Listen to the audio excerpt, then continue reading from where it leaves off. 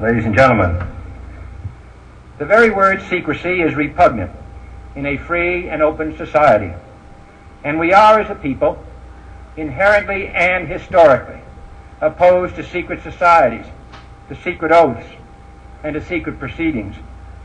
We decided long ago that the dangers of excessive and unwarranted concealment of pertinent facts far outweighed the dangers which are cited to justify it. Even today, there is little value in opposing the threat of a closed society by imitating its arbitrary restrictions. Even today, there is little value in ensuring the survival of our nation if our traditions do not survive with it. And there is very grave danger that an announced need for increased security will be seized upon by those anxious to expand its meaning to the very limits of official censorship and concealment. That I do not intend to permit to the extent that it's in my control.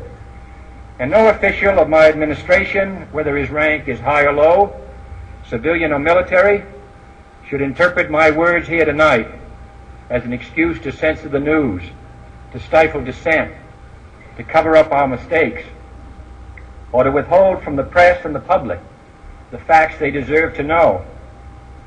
For we are opposed around the world by a monolithic and ruthless conspiracy that relies primarily on covert means for expanding its sphere of influence, on infiltration instead of invasion, on subversion instead of elections, on intimidation instead of free choice, on guerrillas by night instead of armies by day. It is a system which has conscripted vast human and material resources into the building of a tightly knit, highly efficient machine that combines military, diplomatic, intelligence, economic, scientific, and political operations. Its preparations are concealed, not published. Its mistakes are buried, not headlined. Its dissenters are silenced, not praised. No expenditure is questioned, no rumor is printed, no secret is revealed.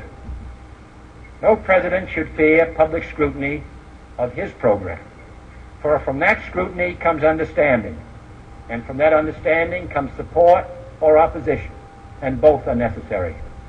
I am not asking your newspapers to support an administration, but I am asking your help in the tremendous task of informing and alerting the American people. For I have complete confidence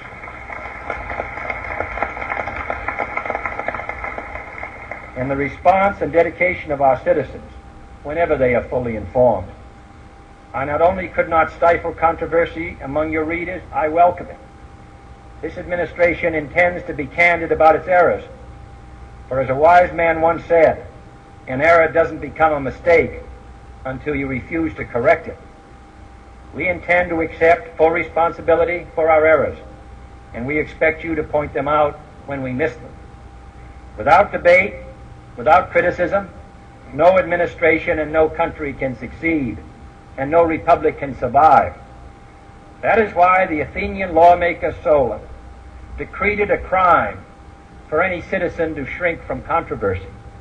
And that is why our press was protected by the First Amendment, the only business in America specifically protected by the Constitution, not primarily to amuse and entertain, not to emphasize the trivial and the sentimental, not to simply give the public what it wants, but to inform, to arouse, to reflect, to state our dangers and our opportunities, to indicate our crises and our choices, to lead, mold, educate, and sometimes even anger public opinion. This means greater coverage and analysis of international news, for it is no longer far away and foreign, but close at hand and local. It means greater attention to improved understanding of the news, as well as improved transmission. And it means, finally, that government at all levels must meet its obligation to provide you with the fullest possible information outside the narrowest limits of national security. And so it is to the printing press, to the recorder of man's deeds, the keeper of his conscience, the courier of his news, that we look for strength and assistance, confident that with your help, man will be what he was born to be, free and independent.